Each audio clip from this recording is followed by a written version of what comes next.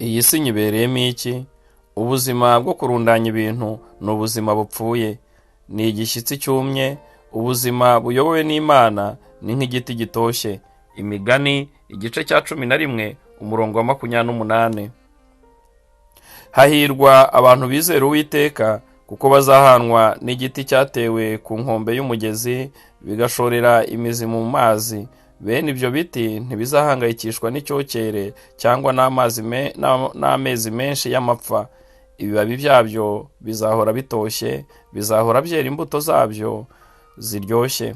Yeremiya igice cya 17 umurongo wa 7 kugeza ku wa 8. Umunsi wa 6. Ubuzima ni icumbi ry'igihe gito. Uwiteka, ujye unyibutsa ko igihe cyanjye ku isi ari kigufi. Ujye unyibutsa ko iminsi yanjye ibaze, kandi ko ubuzima bwanjye buhita vuba. Zaburi ya 39 umurongo wa 5. Ndi hano ku isi igihe gito gusa. Zaburi y'119 umurongo wa 19. Ubuzima hano ku isi ni umurimo w'igihe gito. Bibiliya yuzuyemo ibigereranyo bitwereka uburyo ubuzima ari bugufi, ari ubw'igihe gito, iminsi yabwo igahita vuba. Hamwe ubuzima bugereranywa n'igihu, abandi babugereranywa n'usiganywa yiruka, abandi ni nko gusuhuza umutima cyangwa umwotsi utumuka. Bibiliya iravuga ngo turi ab'ejo hashize, kuko iminsi yacu tumara ku isi ihita nk'igicucu. Kugira ngo ukoreshe neza ubuzima bwawe, hari amahame 2 utagomba kwibagirwa na rimwe. Icya mbere, ugereranije n'ubuzima bw'iteka, igihe tumara ku isi ni kigufi cyane.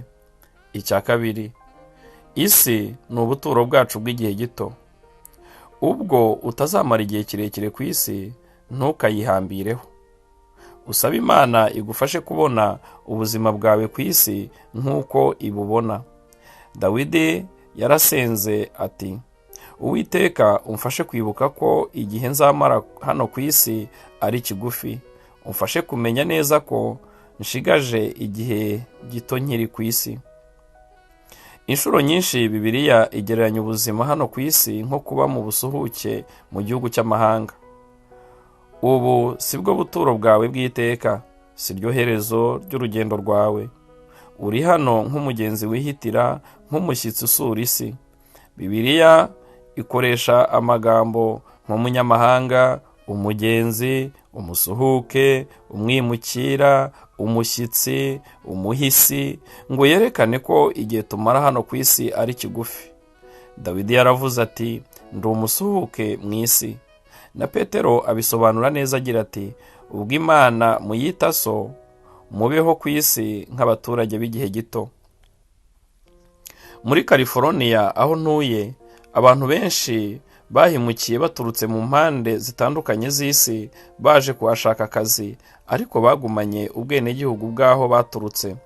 Bene abo basabwa kwiyandikisha, bagahabwa indangamuntu yerekana ko ari abanyamahanga, yitwa ikarita y'icyatsi, ibahesha uburenganzira bwo gukora nubwo atari abenegihugu. Abakristo nabo bari bakwiye kugira bene ayo makarita mu buryo bw'umwuka, kugira ngo tujye duhora twibuka ko iwacu ari mu ijuru. Imana ivuga ko abana bayo bagombye gufata ubuzima bwa hano ku isi uburyo butandukanye n'ubw'abatizera. Ibyo batekereza ni iby'ubu buzima bwa hano ku isi. Twebwe turi abaturage b'ijuru, aho umwami wacu Yesu Kristo atuye. Abizera by'ukuri basobanukiwe neza ko agaciro k'ubuzima karenze kure cyane iminsi mike tumara hano ku isi. Ubu uri we by'ukuri azagaragara mu buzima bw'iteka, kandi igihugu cyawe cy'ukuri kiri mu ijuru. Umunsi basobanukiwe n'iryo hame, ntuzongera guhangayikishwa no kurya ubuzima ntacyo usize inyuma. Ukiri hano ku isi, Imana ituburira yeruye ko hariho akaga iyo tubereyeho kurya ubuzima bwa none hano ku isi, tukagendera ku bitekerezo, guhitamo n'imyitwarire y'abadukikije. Iyo tureshywa cyane n'ibishuko by'iyi si, Imana ibyita ubusambanyi bwo mu mwuka.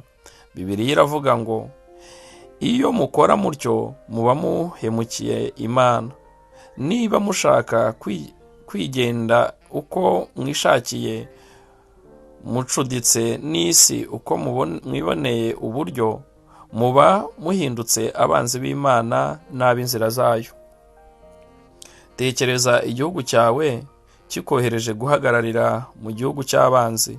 Byagusaba kwiga ururimi rushya no kwitoza indi myitwarire n'imico ijyanye n'aho ugiye, kugira ngo ubashe kugaragaza ikinyabupfura kandi usohoze umurimo wawe. Kuko waba uri ambasaderi, ntabwo wagenda ngo wirinde kwegera abo watumweho nubwo ari abanzi b'igihugu cyawe. Kugira ngo ushobore gusohoza umurimo wawe, bizagusaba kwegerana nabo no gusabana nabo. Tekereza ariko ugezeyo ukagubwa neza, ugakunda icyo gihugu cyane, ukageza aho ukirutisha igihugu cyawe kavukire. Urukundo rwawe no kwitanga kwawe byahinduka. Umurimo wawe nk'umuvugizi w'igihugu cyawe, ambasaderi, wadindira. Aho guhagararira igihugu cyawe, watangira kwitwara nk'abanzi bacyo. Bigenze bityo, waba wahindutse umugambanyi. Bibiliya iravuga ngo turi intumwa za Kristo mu mahanga. Ikibabaje ni uko benshi bahemukiye umwami wabo n'igihugu cye. Babaye abapfapfa, bafata umwanzuro ko ubwo batuye ku isi ari cyo gihugu cyabo. Ariko si byo. Bibiliya ibivuga yeruye igira iti, bakundwa, iyi si iwanyu, bityo mwirinde kuyisusurukiramo, mwe kunezeza irari ry'imibiri yanyu mwirengagije ubugingo. Imana ituburira ko tudakwiriye kwihambira ku byo tubona mu isi, kuko ari iby'igihe gito. Tubwirwa ngo abakoresha iby'iyi si bo babikoresha batarenza urugero kandi batabyihambiraho, kuko iyi si n'imirimo byose bizashira. Ugereranije n'ibindi bihe, ntabwo ubuzima bwigeze bworoha nk'uko bworoheye benshi muri iki gihe mu bihugu bikungahaye. Duhorana ibitumara irungu, ibidusetsa n'abatwitaho. Kubera amatsiko ava mu biturangaza, gukozwa hirya no hino n'ibintu by'inzaduka bikwizwa n'itangazamakuru n'itumanaho bigezweho, amaraha y'uburyo bwinshi byatwegerejwe muri iki gihe, biroroshye kwibagirwa ko kwiruka inyuma y'ibitunezeza atari yo ntego y'ubuzima. Kuzirikana ko ubuzima ari igihe kigeragezwa, kwibuka ko ari ikibitsanyo, kuzirikana ko ari umurimo w'igihe gito, nibyo bizatuma rukuruzi y'ibyo byose itagira imbaraga ku mibereho yacu. Turi hano ngo dutegure imibereho irusha ubwiza iy'ino mu isi. Ibyo tubibonesha amaso uyu munsi ni iby'igihe gito, biriho uyu munsi, ejo bikaba byagiye. Ariko ibyo tutabona none ni iby'iteka ryose. Kuba isi atari ubuturo bwacu bw'iteka, nicyo gisobanura impamvu twebwe abakurikira Yesu Kristo duhura n'ibibazo, agahinda ndetse no kwangwa muri iyi si. Ni nacyo gisobanura impamvu amwe mu masezerano y'Imana asa n'adasohora, amasengesho amwe agasa n'adasubizwa, kandi bimwe mu bitubaho bigasa n'akarengane. Nuko tutari twagera ku ndunduro y'inkuru yacu. Kugira ngo idutangire twe kujya twihambira ku by'isi, Imana yaraturetse ngo tujye duhura n'ibitubangamira n'imibabaro mu buzima, bityo duhorane kwifuza kutazigera gushira igihe tukiri hano mu isi. Ntabwo dushobora kunezerwa byuzuye hano ku isi, kuko siko Imana yabiteganije. Iyi si si bwo buturo bwacu bw'iteka. Twaremewe isi nziza iruta iyi ngiyi. Ntabwo ifi yanezerwa uyituje imusozi, kuko yaremewe kuba mu mazi. Igisiga cya sakabaka ntabwo cyanezezwa ukibujije kuguruka. Ntabwo uzigera unezezwa byimazeyo hano ku isi, kuko waremewe kunezerezwa n'ibirenze ibyo uhabona. Uzagira ibihe byo kunezerwa hano ku isi, ariko nta huriro n'iby'Imana yaguteganirije hanyuma.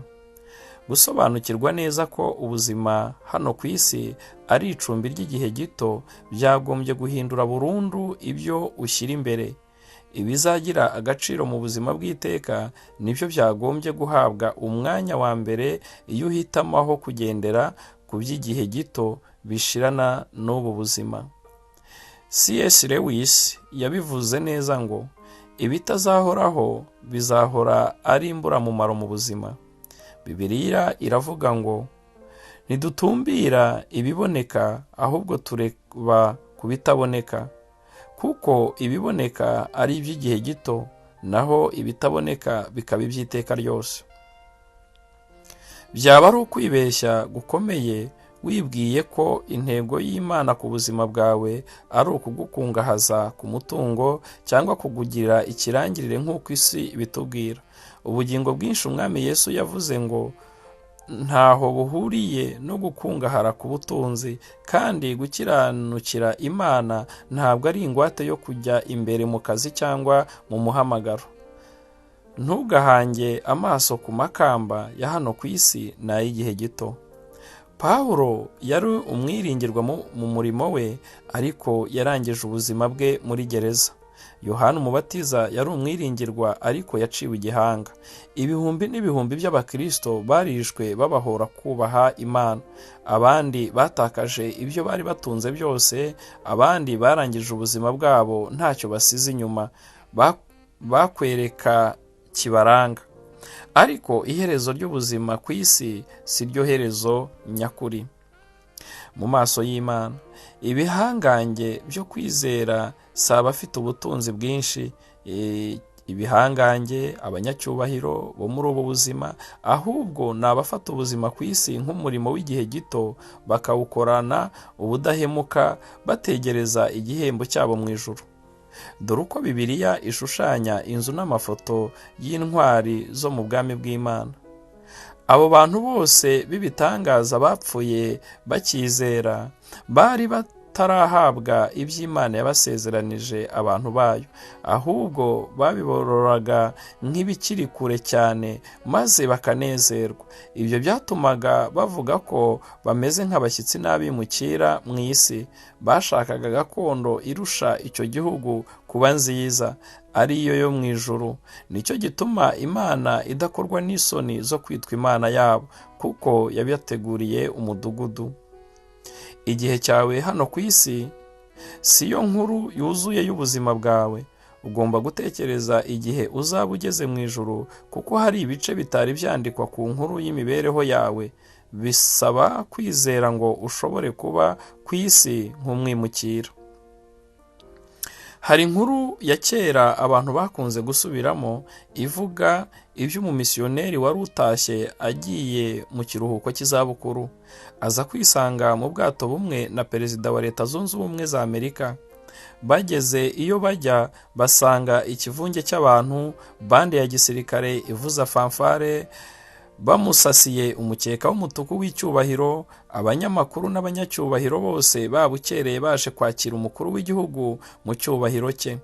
Misiyoneri amanuka ku bwato nta n'umubonye, agenda ababaye ndetse ashaririwe. Atangira kwitotombera Imana. Hanyuma Imana iramwongorera iti, ibuka mwana wanjye, wowe ntiwari wagera iwanyu. Ugikoza ikirenge mu ijuru uzahita wiyamirira uti, kuki nataye igihe cyanjye nita ku bintu by'igihe gito? Natekerezaga iki? Kuki nataye igihe cyinshi, imbaraga ndetse n'ibitekerezo mpangayikiye ibitazarama? Ubuzima nibugukomerera, niwumva ushidikanya bikurenze, cyangwa ugatangira kwibaza niba kubaho ku bwa Kristo hari icyo bimaze, ujye wibuka ko utari wagera imuhira. Umunsi wapfuye ntabwo bazagutwara bakuvana iwanyu, nibwo uzaba ugiye iwanyu. Umunsi wa gatandatu, gutekereza ku ntego y'ubuzima bwanjye. Ingingo yo kuzirikana: iyi si siho iwacu. Umurongo wo gufata mu mutwe: ntitureba ku biboneka, ahubwo tureba ku bitaboneka, kuko ibiboneka ari iby'igihe gito, naho ibitaboneka bikaba iby'iteka ryose. Abakorinto ba kabiri ibice 4 umurongo wa 18. Ikibazo cyo gutekerezaho: kumenya ko ubuzima hano ku isi ari umurimo w'igihe gito byahindura bite uburyo nsanzwe mbaho muri iki gihe?